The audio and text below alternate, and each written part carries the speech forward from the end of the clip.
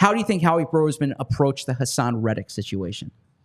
I'm still unsure. So let me ask you, do you feel any better, or I guess not as a fan, do you look more favorably on the Eagles' decision, how they handled the Reddick situation? Now that the Jets, like, I don't know what they're doing right now. Like, he clearly is not happy.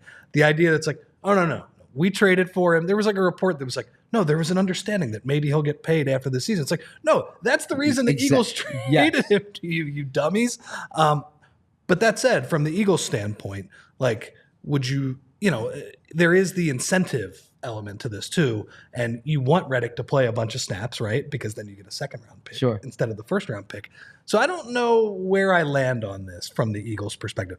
I think the Jets have a bad situation on their hands. Like, if they just thought, okay, yeah, he'll just be a happy camper and he'll come in and kill it in the same exact situation he would have had in Philly, probably a worse situation because he's not home and he's not, near Camden and all of those things. But I don't know about the Eagles. What do you think? Yeah, so it's a good point. Well, first off, I look at it and say they're not a better team without Haason Reddick than they were with him. Haason Reddick's an elite player. Don't take any spin that he's like a one-trick pony. Like if the one trick is sacking the quarterback, that's a really important trick. It's a good trick. He's an elite player. That said, when you talk about what the contract range is going to be, I think he wants more than $25 million. I think when you look at what some of the top edge rushers got on the open market, you look at the Brian Burns deal, you look at some of the top pass rushers in the league, then Haason Reddick's within his rights, he's obviously within his rights. He's within reason to want that type of deal. So I get the Eagles moving on from him. I don't think the Eagles are better off, but I think they reallocated that money in a good way, in a productive way, and we'll kind of get into that. I thought they would fetch more than what they did. Me too. And so that's the part of this that surprised me was a 2026 third rounder that can become a second rounder. So I don't know if Howie could have gotten more earlier in the offseason. I don't know, like by holding on to him, by doing it post-free agency. I don't know if maybe it would have made sense to hold him until after the draft. I don't mind the 2026 pick so much, but what I thought Haason Reddick was a better player than what he got in the trade market. Yeah, it feels like there is at least a chance it's a lose-lose if on the other end of this, the Bryce Huff end doesn't work out. Like the Eagles we don't know that they have that premium pass rusher. I know Bryce Huff on a per snap basis suggests that he can be that guy, but we haven't seen it yet. So, and it was funny. I think Cousin Grace pointed this out in the chat. Like Haason Reddick during Jets minicamp was just walking around Japan, just loving not bad, right? Yeah. It's good work. I mean, look, I've always said there's this. No, the mandatory minicamp is mandatory, right? But like voluntary workouts, there's this like idea, and we in the media are kind of like, why weren't you there? Well, I mean, it's voluntary. If you don't have to be there, if you're a premium player, you can do what you want, right? You got to be there if you're pushing for a spot on the team. Well, if you're Haason Reddick, operate with your leverage, right? It's like going to a new student orientation when you're like, I don't need to do that. He's fine.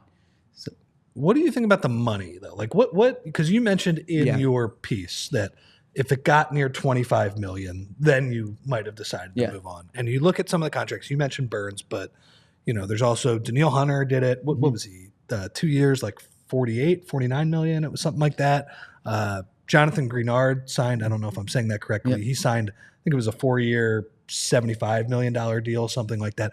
What do you think the number would have been that Reddick would have been happy with? Do you think I actually don't think it would have been under the $25 million. No, I agree. I think that you cited Danielle Hunter. I think that's a good reference point. So he signs 2 for 49. That's 24 and a half a year, right?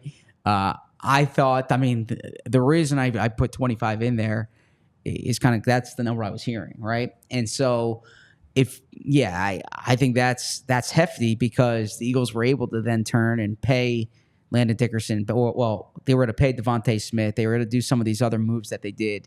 And if you're getting a fraction of that production from Bryce Huff, And then so they signed. We'll get to Bryce Huff, but they signed Bryce Huff for $17 million a year, right? So if there's an $8 million dollar delta there, and you can reallocate that money elsewhere, then I'm fine with that. But I'm surprised, or I thought Haason Reddick would want north of 25. And I don't think the Eagles were ever going to go north of 25. Yeah. So it's basically one of those situations where I'm still not crazy about the compensation that the Eagles got back.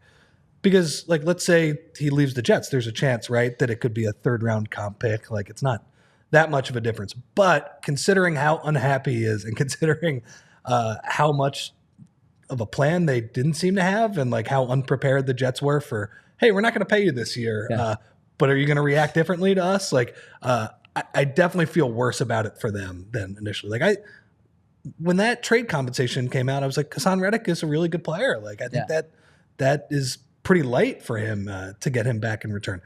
Seeing how things have gone, I'm not as crazy about it from the Jets standpoint, but I'm also still a little skeptical from the Eagles. Yeah, I'm going to stay in my Eagles. Well, I was doing this thing where I was saying I'm going to stay in my Eagles lane and then not leave my Eagles lane. I'm going to kind of have how many lanes are there? I'm going to have Daryl Morey's back here. Like there's this, I kept hearing in all these various trade negotiations, whether it was Ben Simmons, whether it was James Harden, like they should do this deal, they should do that deal. A GM like Daryl Morey, a GM like Howie Roseman, I don't think they're like not exhausting the marketplace, right? Like I think Howie Roseman had an idea what he was going to be able to get when he made the trade. I think he wanted more. I think he took the best deal he was able to get at the time. And so I was surprised Haason didn't get more, but I don't think that was on Howie. I think the fact that they held on to him until really I think it was March 31st when they made the deal. I think that shows they were trying as much as they could to exhaust that marketplace. Yeah, it's like the thing. I think you and Bo have made light of this, that all these reports that Howie is making calls. Yeah. Like, it's not that impressive for a GM to be doing that. I mean, it's impressive for me. I hate making calls. Like, really? I could never be. Getting somebody on the phone. I don't mind that. Really? No, I don't. That's why you could be a GM. That's why you are. I would love that. We're holding you accountable and not me. Yes, I couldn't do it. Yeah. But yeah, I agree with you. Like, he clearly was. And is somebody who definitely pitches trades around the league and takes the temperature. You hear that from other people around the league. So this is almost assuredly the best deal he could have gotten. I also think what the Giants gave up for Brian Burns is instructive too, right? Like sure. They didn't get a ton either. So because they didn't give up a ton either. It's the player plus the money. That's what you have to factor into it. So the second part here is if Reddick is traded, think big about his replacement. I said if you can't get Brian Burns, at least you took a swing. I then look for an emerging pass rusher in free agency. My target would be Bryce Huff, a rotational pass rusher with the Jets coming off a 10-sack season. If his salary is in the mid-teens, that would be a good direction. I'm not trying to pat myself on the back. Howie Berman over here. Wow. But yeah, I can't knock. I said this sitting in this seat. Right here, pounding the table. When the Eagles signed Bryce Huff that day, I was like, I can't rip on this move because it's literally the move I said I would do. How do you think the Eagles pivoted from the Haason Reddick situation? I don't know. Mm-hmm. Obviously, we know the gamble that Huff is, right? Like, he is the guy who did not have a full-time role, but really flashed over the past year. We'll see if it works out. But I will say I am more skeptical of the Eagles' pass rush than I have been heading into the season over the past few years. Now, in fairness, like the pass rush was terrible at the end of last season. It was completely non-existent. So maybe that's a good thing. So I don't know. We'll see. We all silly like the mayor.